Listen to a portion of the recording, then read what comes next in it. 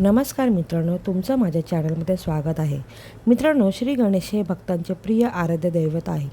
गणेश भक्त आपापल्या श्रद्धेनुसार गणेशाची सगुण किंवा निर्गुण उपासना करीत असतात. त्यामध्ये पूजा अर्चा, स्तोत्रपठण, अनुष्ठान, होम हवन, गणेश क्षेत्र यात्रा, दान धर्म, उपवास, चतुर्थी, व्रत इत्यादींचा समावेश आहे.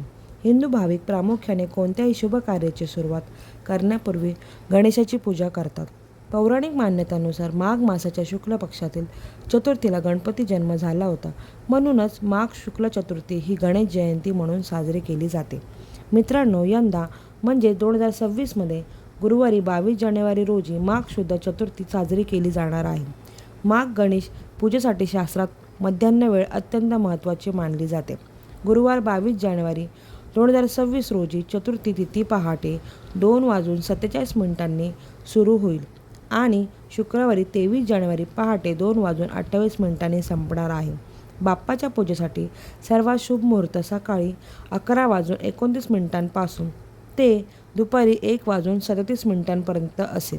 या काळात गणेशाची प्राणप्रतिष्ठा किंवा विशेष पूजा अर्चा करणे अत्यंत फलदायी ठरेल. तसेच मित्रांनो, शास्त्रानुसार या दिवशी चंद्रदर्शन करू नये असे मानले जाते. या दिवशी चंद्रदर्शन झाल्यास कलंक लागतो अशी मान्यता आहे. माघी जयंतीला विनायक चतुर्थी म्हणूनही ओळखली जाते. माघी गणेश जयंती दिवशी गणपतीच्या आवडीचा मोदकाचा प्रसाद केला जातो. त्यासोबतच तिळाचा एखादा पदार्थ नैवेद्य म्हणूनही दाखवला जातो. गणेश भक्त या दिवशी गणपतीच्या देवळात जाऊन गणपतीचे दर्शन घेतात. या तिथीचे वैशिष्ट्य म्हणजे या तिथीला श्री गणेशाचे तत्व हे नेहमीच्या तुलनेत अधिक 1000 पट कार्यरत असते. गणपती बाप्पा हे विघ्नहर्ता आहे, बुद्धीचे दैवत आहे. आपल्या आयुष्यातील कधीही काहीही विघ्न येऊ नये आणि कुठल्याही कार्याची सुरुवात गणपतीच्या बाप्पाच्या पूजेशिवाय पूर्ण होत नाही. सगळ्याचे आवडते दैवत हे गणपती बाप्पा आहेत. गणपती बाप्पाची कृपा आपल्याला प्राप्त व्हावी, आपल्या आयुष्यातील सुद्धा जी काही दुःख आहेत, जी काही संकट आहेत कमी व्हावे म्हणून गणपती बाप्पाची पूजा करायची असते. काही जण घरीच गणपतीची मूर्ती आणून पूजा करतात. तसेच काही ठिकाणी सार्वजनिक स्वरूपात साजरा केला जातो. महाराष्ट्रात मागे गणेशोत्सव दिवस साजरी करण्याची प्रथा आहे. गणेश जयंती दिवशी हळद किंवा सिंदूर यांनी गणेश मूर्ती बनवण्याची पद्धत आहे. या गणपतीची विविध पूजा करून त्याच दुसऱ्या दिवशी विसर्जन केले जाते. तिळाने तयार केलेला पदार्थ गणपतीला अर्पण केले जातात. म्हणूनच त्याला तिलकुंद चतुर्थी असेही म्हणतात. या दिवशी गणपतीची पूजा करण्यापूर्वी तिल मिश्रित पाण्याने स्नान करावे, तिळाचे उटणे लावावे अशी प्रथा आहे. जे भक्त नियमित गणेश चतुर्थीचे व्रत काही कारणाने करू शकत नाही, त्या लोकांनी माघी गणेश चतुर्थीचे व्रत केल्यास त्यांना संपूर्ण वर्षाचे चतुर्थी केल्याचे फळ प्राप्त होते. त्या भक्तांच्या सर्व मनोकामना पूर्ण होतात अशी मान्यता आहे. या दिवशी या वेळेमध्ये पूजा करणे खूप शुभ राहणार आहे. चला तर मग जाणून घेऊया माघी गणेश पूजाविधी. प्रतिस्थापनेसाठी स्नान करून पितांबर धोतर किंवा नेहमीचे स्वच्छ कपडे घालावे. चौरंगावर लाल कपडा, त्यावर गणपतीची मूर्ती स्थापित करून त्यावर शुद्ध पाण्याने अभिषेक करावा. गणपतीसह गौरी, महादेव, नंदी, कार्तिकेसह शिवकुटुंबाची पूजा विधीपूर्वक करावी. गणपतीला प्रिय असलेल्या जास्वंदीची फुलं किंवा लाल फुले आणि 108 दुर्वा वाहावात. गणेश उपासने अथर्वशीर्ष पठणाला अनन्यसाधारण महत्त्व आहे. म्हणून या दिवशी गणपतीची अथर्वशीर्षाचा अवश्य पाठ करावा. त्यामध्ये गणेशाचे सगुण आणि निर्गुण स्वरूप वर्णन केलेले आहे. या दिवशी गणपतीची ओम गण गणपते नमः या मंत्राचा भावपूर्ण जप 3 किंवा 9 माळा करावा. गणपतीला नैवेद्य दाखवावा. भाद्रपद चतुर्थीला गणपतीची पूजा केल्यानंतर उकडीच्या मोदकाचा नैवेद्य दाखवला जातो. तर माघी गणेशोत्सवात उकडीच्या मोदकाबरोबरच तिळांच्या लाडवांचा नैवेद्य दाखवला जातो. याची देखील प्रथा आहे. माघी गणेश जयंतीला चंद्रदर्शन निषेध मानला आहे. या रात्री चंद्रदर्शन केल्याने मानसिक विकार उत्पन्न होऊ शकतात. म्हणूनच या दिवशी चंद्रदर्शन वर्जित करावे. माघ महिन्यातील माघी गणेश जयंतीला गणपतीची आराधना केल्याने सर्व संकटे दूर होतात, मानसिक विकार दूर होतात. या दिवशी आपण जी मनोकामना मागतो ती पूर्ण होते व मोक्षाचा मार्ग मोकळा होतो.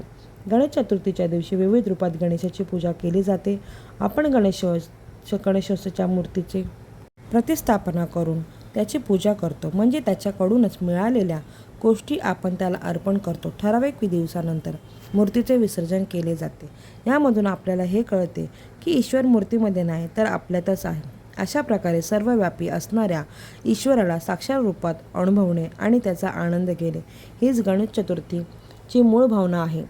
अशा प्रकारे त्याची स्थापना करून त्या प्रेमाने त्याची पूजा करण्याने आणि त्याचे ध्यान करण्याने आपल्याला आपल्यामध्ये गणेशाचा अनुभव घेता येतो.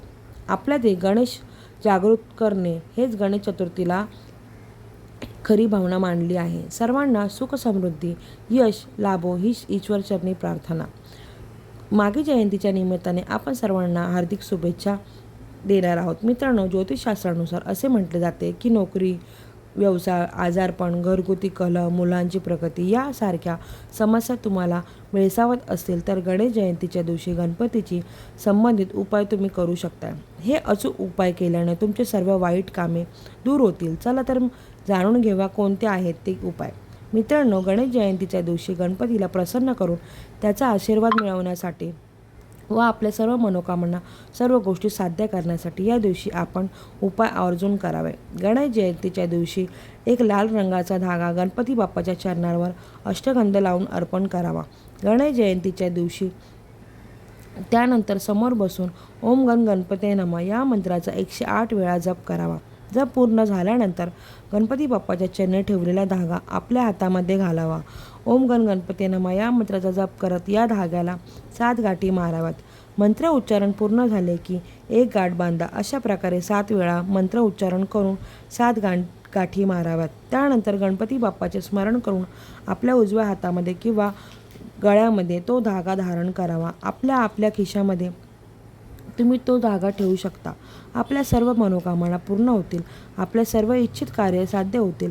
आपल्या प्रत्येक कार्यामध्ये सफलता प्राप्त होईल. आपल्याला जी कामना आहे मनामध्ये ती पूर्ण होईल. आपल्याला धनामध्ये वाढ होईल. आपल्यावर धनाचा वर्षाव होईल आणि गणपती बाप्पाच्या कृपा आणि आशीर्वादामुळे आपल्या जीवनातील सर्व गोष्टींमध्ये सर्व कार्यांमध्ये आपण यशस्वी बनाल. मित्रांनो, धनप्राप्तीने आपल्या सर्व कामना पूर्ण होतील. सर्व प्रकारच्या नकारात्मक आणि वाईट गोष्टींपासून आपले संरक्षण होईल. गणेश जयंतीच्या दिवशी सूर्यास्तानंतर म्हणजे संध्याकाळच्या वेळी घरातील मंदिरामध्ये किंवा एखाद्या देवळात जाऊन तुम्ही हा उपाय करू शकता. पण आपल्या स्वतःच्या घरामध्ये उपाय करणे म्हणजे सकारात्मकचा ऊर्जेचा संचार होईल. त्यामुळे शक्यतो हा उपाय तुमच्या घरीच करा. तसेच गणेश जयंतीला ओम वक्रतुंडाय या मंत्राचा 108 वेळा जप केल्यास विवाह कार्यातील बाधा दूर होईल. जर आपल्या घरात विवाह इच्छुक मुले किंवा मुली असतील तर या मंत्राचा 108 वेळा जप अवश्य करावा.